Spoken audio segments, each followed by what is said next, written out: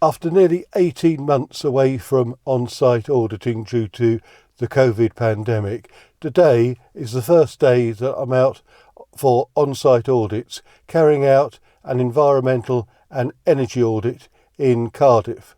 So let's see how my first day out in the big wide auditing world goes. Let's take a look.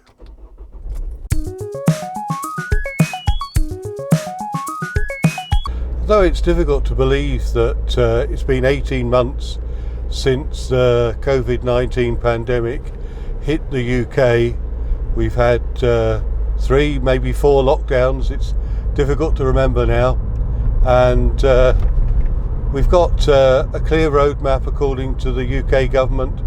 From the 19th of July, all the precautions that we currently have in place will be lifted, and life can return to somewhat normality. So we'll have to see how that really works out. But for today, I'm heading off to Cardiff. It's the first chance I've had to do an environmental and energy audit. I'm going to still take the appropriate COVID precautions that need to be in place at this moment in time. But hopefully going forward, things will be a little bit easier and be able to shake clients by their hands.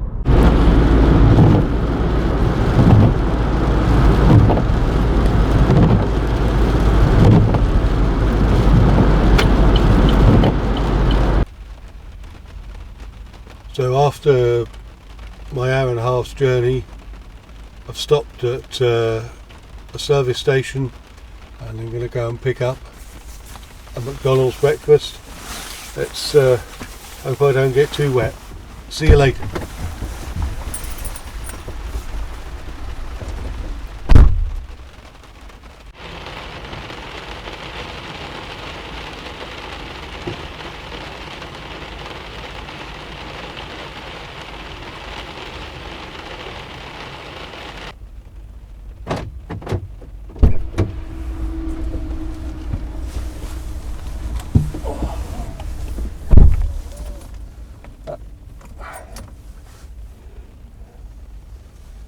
That was bracing out there. The rain hasn't really let up, but I've got my breakfast. They don't seem to have the normal breakfast wrap, but I've got a bacon butty, so that'll keep me going for the rest of the journey.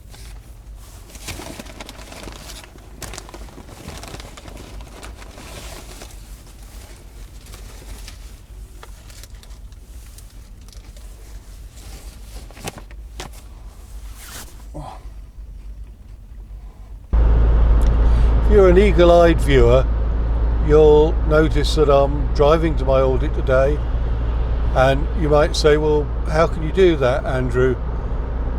You know, on environmental grounds, on climate change grounds, why don't you take some other transport option, or maybe even why don't you do it as a remote audit? And the answer for this particular audit is that it does need to be undertaken as a physical audit. I need to take some test measurements.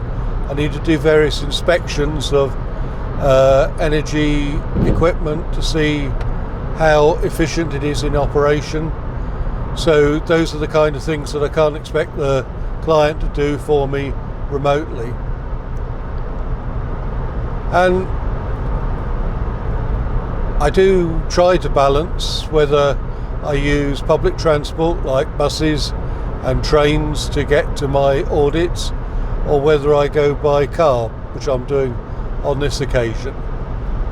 For this journey, it's 170 miles from my home. It takes about 3.5 hours, and I've got a lot of test equipment and safety gear to take with me, so it's going to be one of those days where I think it's more beneficial to be able to go by car.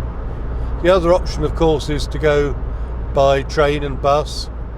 The option would probably be to go to London and then catch a train out past Bristol to Cardiff. or to head to Southampton, which is a nearby city to where I live, and to catch a train up to Bristol and to Cardiff that way. Both options would probably take equally as long as the car journey, and would necessitate me carrying quite heavy equipment in between those different modes of transport. So on balance, this is the better option for this particular audit, but I do try and keep those issues in mind for each and every audit. One option that my consultancy is looking into is the ability for us to meet our commitment to reduce our carbon footprint. We made a commitment 2 years ago to research and to purchase our first electric vehicle as a way of reducing the carbon intensity of our car journeys. COVID and other aspects in 2020 put paid to that commitment being realised, but we're going to rejuvenate that this year and make a firm commitment to the purchase of an electric vehicle, which will make journeys like this a lot more climate friendly and reduce our carbon footprint. Going to rejuvenate that commitment to purchase an electric vehicle. We are looking into a number of vehicle options, particularly looking at the range of the electric vehicles, looking at how much we can carry, looking at the charging capabilities and so on, and we will make good on that commitment for 2021. That will have the benefit of making our consultancy more climate friendly and be able to demonstrate continuous reduction of our carbon footprint. If I was conducting an environmental audit, such as an ISO 14001 audit, I would probably be able just to take my normal carry bag with my laptop, some minimal equipment, and the standards. That would be sufficient to be able to carry out that type of audit. But this audit is both an environmental and an energy audit, and it will necessitate me taking along some high-tech equipment to be able to investigate and inspect equipment to see if it is energy efficient or if there are any energy efficiency options to consider. So I need to carry a light meter to measure the ambient light in warehouse and other offices. This will give me a better understanding of whether the organisation is spending too much electricity on illuminating the offices and warehouse spaces, or whether they could dial down the lighting and still meet their health and safety commitments. There's thermocouples and energy measuring equipment that I've got in the car today, and all of that is much too heavy and cumbersome to carry on public transport, which is why I'm making the journey today by car. The weather seems to be settling down now. It was pretty heavy rain earlier on, so for about the first 2 hours of my journey, it really was very heavy rain. Looks good out there. It's still raining, but it should recover later today. Hopefully we might even see a touch of blue skies as we head over into Wales.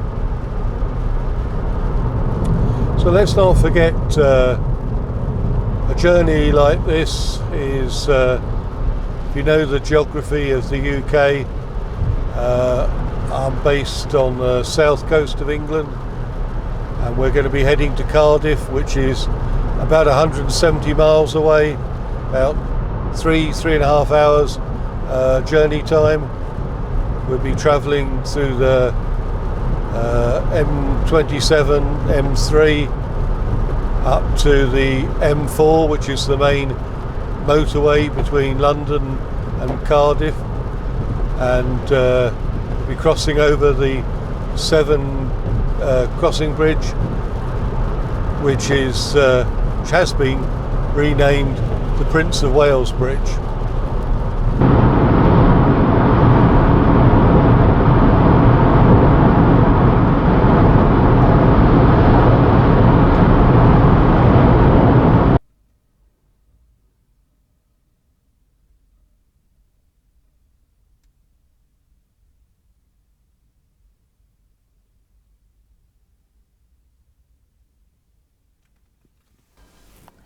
So I caught up with my client and their warehouse and distribution centre here in Cardiff. The operation is quite well controlled. It deals with mostly paper goods, so there's some issues about flammability and about fire safety, so we checked their fire safety precautions and evacuation procedures, as well as how their energy usage is within the warehouse. Because it's ambient temperature goods, there isn't so much refrigeration or heating that's necessary to bring the goods to a temperature range that is acceptable, because as long as it's dry and cool, the goods can be stored acceptably over a wide range of temperatures. So there's not so much that needs to be said in terms of the improvements to energy efficiency in the warehouse itself, but there are a few recommendations that I can give about energy usage generally, so there's an opportunity to have an informed dialogue with my client later in the month. So I'm going to be heading off to have some lunch before we catch up with another part of their operations and see how their environmental and energy efficiency issues are being demonstrated in this second location.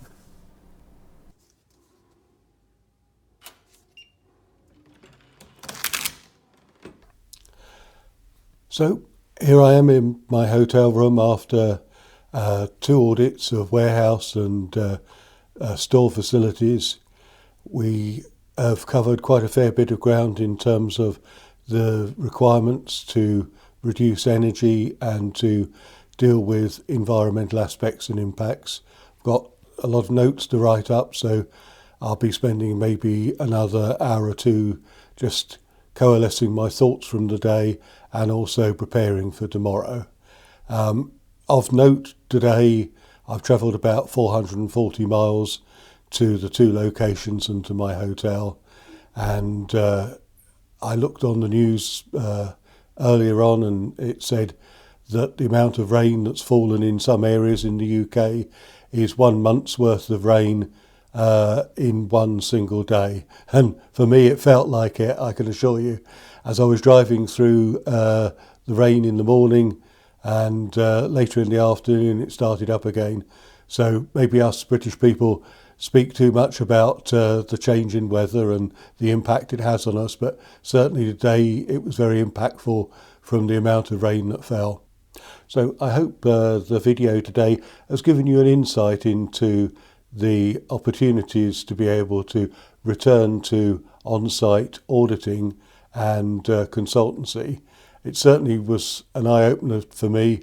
I certainly had to continue wearing my mask in discussions with the site personnel and during the site tour, which still is a remnant from our COVID pandemic past, but hopefully in the future we'll be able to carry out audits without the safety precautions for COVID-19. So I'm in my hotel. I've got another couple of hours of note-taking and preparation for tomorrow. So I'll say goodbye to you guys, and I'll see you in the next video. If you enjoyed this video and you want to hear more about environmental management and sustainability, you can click on the 2 videos in the top and bottom right. And if you want to subscribe to the YouTube channel, please click on the link to the left. Thank you.